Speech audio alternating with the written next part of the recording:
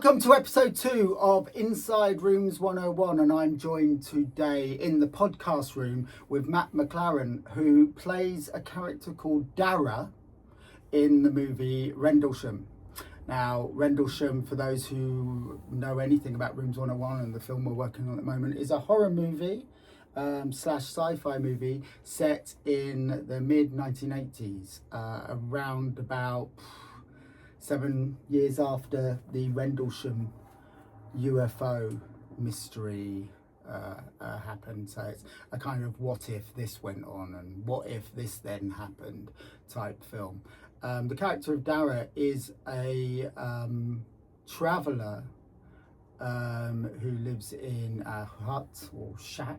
How would you describe where we filmed your death scene? Oh, I mean, it was like, in theory, if he lived there, he would have to like stand up. So I think I'd say shack. I'd say shack. Shack. It's a nice shack, but it's a shack. Didn't have a bedroom, no. But in the film, it's supposed to have a bedroom. We just have the frontage of it. So honestly, I found it kind of funny just thinking about it when I saw it. I did have this sort of image of him, like, because the thing is, he is like a bit of a night owl, and I find it kind of funny just sort of him being like up against the wall, just like a vampire, just like. Oh, was that how you think he would live then? Yeah, probably. Okay, he's not a vampire. He's not a vampire, but you know, he lives like one sometimes. So how would you sum up the sort of premise of the movie from your perspective? The premise of the movie is a really good 80s slasher with some X-Files thrown in. And yeah, that is the premise. The premise is these groovy kids experience a really big phenomenon. That's a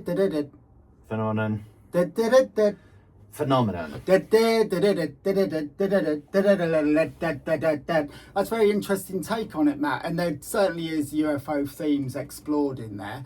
One of the characters is a man in black. I play that role. And he actually ends up stalking you a little bit in the film. I won't give too much away.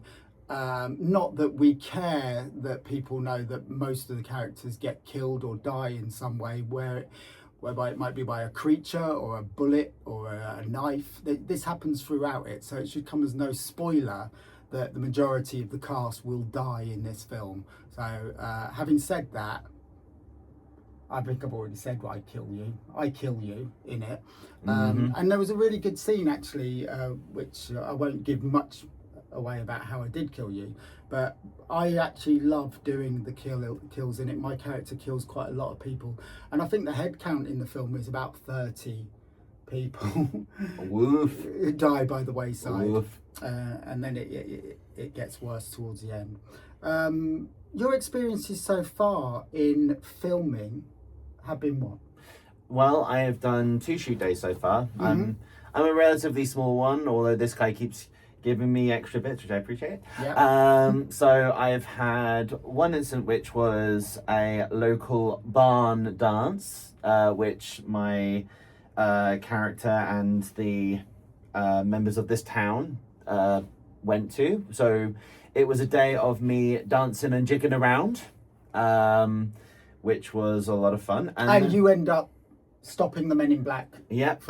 Doing their duty on the campers, don't you? I'm just so full of euphoria that I just bang into the guy with a gun next to me. We've all been there. You're dressed in cowboy get-up at this point. What's your general get-up in the film? Remind me. General get-up? I am a greaser guy. You're I'm a latent greaser. Retro 50s greaser, which in the 80s was quite was very realistic. I was one for a start. Yeah. So that works quite well. And you've done 2 days. You've got a day coming up. I do. Which is your first scene in the film, isn't it? It's all shot out of sequence, by the way. It has to be for myriad reasons. So you've got that coming up when? 8th of August. 8th of August. And you've got that day put down in your diary. I do. Okay. So as an actor, doing this role, what's the high point of the role for you? What's the high point of the role? Just I mean, big part of it is being in this particular production because, you know, I love genre stuff. I always wanted to. You love genre stuff? I do. I love myself some sci-fi. What genre? Genre is a relative term. But that's the thing. Like when they say genre stuff, I think it's usually like a general term for fantasy and sci-fi. At least that's my experience. Well, the fantasy and sci-fi genre. Yeah. Is. Are we feeling good? Are we feeling good, Tunstall? Okay. We've got this. And what's the low point? What's the low point? You must have had an annoying factor. Well, I wouldn't say it's annoying, but it was certainly a challenge, which was my death scene. Right. Well, because being dead is difficult. I am a very animated, fidgety person. So to... And that went on quite a long time, your frozen dead face. Yeah, bless this guy. He was so patient with me, but it was one of those things... Doesn't sound like me. He tried to be patient with me. And so as a result, it was just this game of me being on the floor, you know, just going like, okay, just look at that. Just keep that eye on that area here. Don't blink. Don't blink. Can I blink now? I'll see if I can blink now. You know, and it was just a big old concentration game. And luckily I did have this guy to guide me through it. You know, just be like, hey, you know, your eyes are looking a little less dead now. So I'm like, that's good. That's good. Oh, you know, don't blink. Blink a little bit and now stop. And then even then you kind of feel like your face twitch and it's like, God damn it. Great, but you're having fun. I'm having a lot of fun. And it's a lot of fun when we're shooting in the forest, isn't it? Everyone seems to enjoy that. Oh yeah, well it kind of puts you in like the playground mentality almost inevitably, which you know is half the fun of this. Obviously it's work, but it's also play, you know. You know, it's very much disciplined play. Yeah. And I'm having a lot of fun being part of it. I had a lot of fun. So I won't give away how I died, but you know, I get a wound. I get a beautiful wound, which was done by, oh my God, what's her name? Daisy Belder, who like specializes, like apparently she observed forensics and things during like her masters. Like, oh really? I didn't know that, but like, she probably told me. But yeah, genuinely, when she gets on this podcast, ask her about it. It's fascinating. Okay. And as a result, I had a really cool little shot in the. Oh, damn it! No, I've already done that, so they know. Okay, you know, fair enough. Actually, a shot in your head. Yeah, shot in the head, and to be fair, I spoiled it already by showing it on Instagram because it looks so cool. Yeah, a lot of people are doing that, and I'm fine with it. Yeah, to be honest. Just me with a little butthole going like, hi guys, you know. So that was amazing. That was amazing. Brilliant. Thank you, Matt, for coming in. I'm sure we'll have you in again. Please do. Whether it be Rendlesham related or any other production we're doing related, as I'm sure you'll be a frequent flyer. Thanks for coming in. Lovely chatting to you. Lovely chatting to you and too. See you next film date. 8th of August.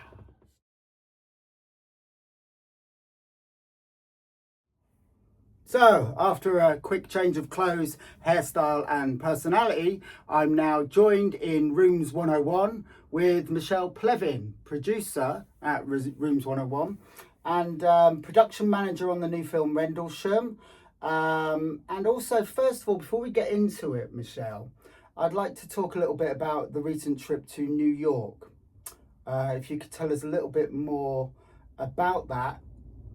Viewers may have heard of Always Young, the musical, which we were putting on off-Broadway. There's the cast. So, tell us a little bit about that lot. Oh gosh, what a journey it was. It all started in the casting process, which was interesting, wasn't it? Because we had to do it online and over Zoom. Online casting can be tricky. Yeah. But it was actually amazing to meet them all in person. Quite a build-up. New York was fantastic. The What theatre was it? Super welcoming. It was the Theatre for the New City. And that's in the East Village? Yeah. Been around a long time. Used to be a meat market, we found out. It was a meat market, and in the early 70s it was taken over by... The now still owner... Crystal Fields. Yeah. And Crystal's been running it since what, 1972? Yeah. And it's been throwing out, it's got 4 stages. 4. And it throws out off-Broadway shows constantly. Weekly. Yeah. There's, a different show there every week. Really busy. How long did we run for? 3 weeks. 3 weeks. Yeah. And it was great. We had standing ovations, we had full houses, not every night. But for, a little musical coming over from the UK, which I wrote, the lyrics and the book of anyway. I wrote some of the tunes, but a lot of the music was done by various composers. It did really well. I mean, it did surprisingly well, so much so that we are thinking of taking it to the Edinburgh Festival next year. So watch this space, because if you can come along and see Always Young, it's a feel-good romp through the 1980s, harkening back to a bunch of adults who were at a funeral, looking back on their halcyon days when they were teenagers at a school in London in the 1980s. So it's all done in flashback. As you can imagine, it's full of 80s style music. But yeah, it's lots of fun and it's bittersweet, and I think you'll enjoy it. Can you now move on to the movie Rendlesham? What's your role in Rendlesham? Everything that's behind a camera, mostly. Checking on costumes, making sure everybody's fed, booking locations, Money, making sure everybody's paid. But also you're like a vital cog in the machine of the production, in that as lead producer, it's up to you to seek out investment opportunities. I should say at this point, if anyone wants to become a producer on the film or invest in the movie, there's lots of perks, there's lots of ways of getting involved in the finance side and what you can gain from that, what rewards you can get, investment opportunities, things like that. Email either one of us, that's Michelle at ROOMS101.co.uk or Mark at ROOMS101.co.uk, and I will write that up on the screen. So please get in touch. There's quite a lot of producers on board. What we want is a nice long stream of producers at the beginning and the end of the film to show how well it's supported. Even if you want to give a little bit of money, that's great. Or maybe it's that you've got a particular location you think might be useful. Just get in touch. We're always looking. We're off to a fantastic location up near Nottingham at the weekend. Yes, we are. The 80s video shop. And bedroom. Yeah, 80s video shop is on Instagram. Just put in 80s video shop. I'll try to remember to put their address on here as well. But those guys are fantastic, and they've got a replica 1980s video store which features in the film Rendlesham as it's set in 1989. A couple of the lead roles they work in a video shop. So there's a scene that takes place there, and Michelle is making her acting debut as a Karen-style customer in 1989. Tell us a little bit about that role, Michelle. Well, it's scary.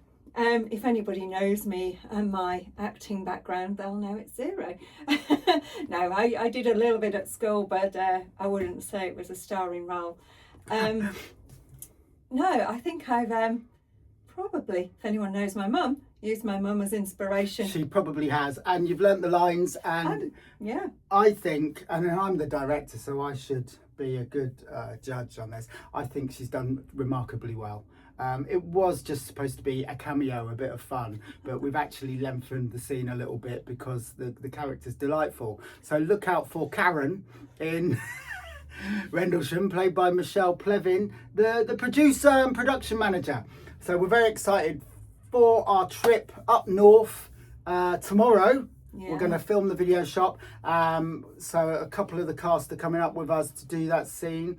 There's also another scene which is set in one of the main gang's bedrooms. A guy called John, played by James Freeman. He's a brilliant bloke. And James came out to New York with us because he plays Johnny Guitar in the musical Always Young. So he's a repeat customer. to Rooms 101, and I'm sure he'll be in many of our productions in the future as well. He's certainly in a big part of Rendlesham the movie, and he's going to have lots of fun, I think, doing that scene, isn't he?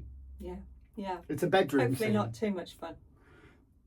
But the bedroom is a replica of like a teenage boy's bedroom, and it's at the back of the video store. So I mean, the guys who run this 80s video store have really gone all in. You can see it's a real love of theirs, nostalgia, and it adds so much production value to the film because we get all these authentic locations. It just looks superlative. So your experiences so far, what has been the upside? Let's start with the good. In Rendlesham. In Rendlesham, the upside has been actually seeing how well the scenes look on the focus puller camera, sort of behind the scenes. How well we managed to have lots of vehicles, a dog on set. And yeah, why were they good? Been amazing. The vehicles are very cool. Why was having the dog on set good? Because he behaved. He did behave. He's Star a good dog. actor. Of course, Louis the dog, he's a greyhound, and he plays quite a good role in the movie. A character called Pipit, who is the dog of Mr. Tavernier, who's the gameskeeper of the forest, Rendlesham. So yeah, they're a bit of a double act. So look out for them. And we've had amazing weather. We have had amazing weather. What I'd like to say at this point is I forgot, before you say what's bad about the production, this is another really good thing from my point of view. Today we just heard back from the band Right Said Fred, who you might remember from their music Deeply Dippy or I'm Too Sexy. They were a big band in the 90s. They started in 1989, and this film is set in 1989. So what we thought would be a great idea is if they gave some music to the film, and they thought it was a great idea too. So we will be launching a remastered version of the track You're My Mate by Right Said Fred, prominently in the movie, and they are eager to support us with other music as well. So how exciting is that? Very. Not only is Rendlesham an homage to the 1980s, it's an homage to the 1980s. So, thank you, Michelle. What's been bad? Nothing's been bad. Everyone's been amazing. The actors have been amazing. That's a lie. That's such a lie. We've had so many struggles in the production of this film. People going, I'm available on that date, and then saying, actually, I'm not available once we've booked everything. That's the biggest pet peeve of mine. Herding cats. Herding cats is difficult, yeah? Yeah, I get that. Yeah, for me, the running about on the day, gosh, so hot and exhausting. Yeah, running around on the day. I mean, yeah, some days we're filming in a forest in 30 degrees. So if you can imagine running around with equipment, I'm always in a black suit. Certain characters are in leather, you know, because it's the late 80s. You know, it's been trying, keeping makeup in place. And of course, makeup that has to not look like makeup. Because, you know, it's quite a natural looking film.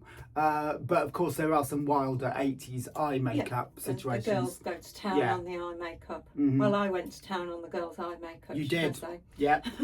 Also, we've got a lot of makeup done by the lovely Daisy Belder, who does mainly the horror effects makeup, but she's still on hand to do character makeup as well. So keeping that all in check. I'll try and tag Daisy on this as well.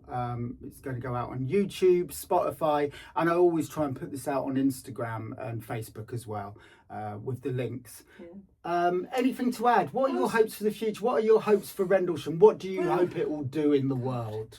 Box office hit, you know.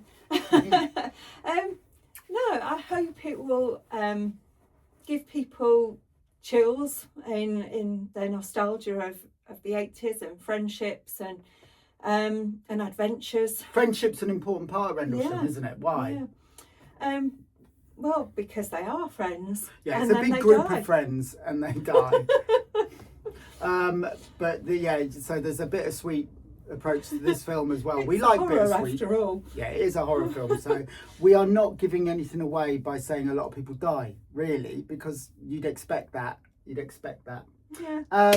What I don't think you expect is the levels of friendship, the family, and that interaction and dynamic within a village. Yeah, I would like to say at this point, David Edward, the writer, has managed to transcend the normal genre of a horror movie in that you get a quick introduction to the characters, you know them, they're stock characters, you see how they interchange with each other, you've got the banter, you've got the friendship, and that's enough, and then move forward. But this focuses on every single character in the gang, their home life as well. You see where they're from, what their home life is like, and if you don't see their home life with their parents, they interact with a cousin, for example. So you see, it's not just that they are shoved into a situation and you only know them from being in a forest in the middle of the action, which is a lot of it. You get the backstory of maybe one or two characters. You get the backstory of all the characters in this film, and then there's all the weird and wonderful characters they meet along the way,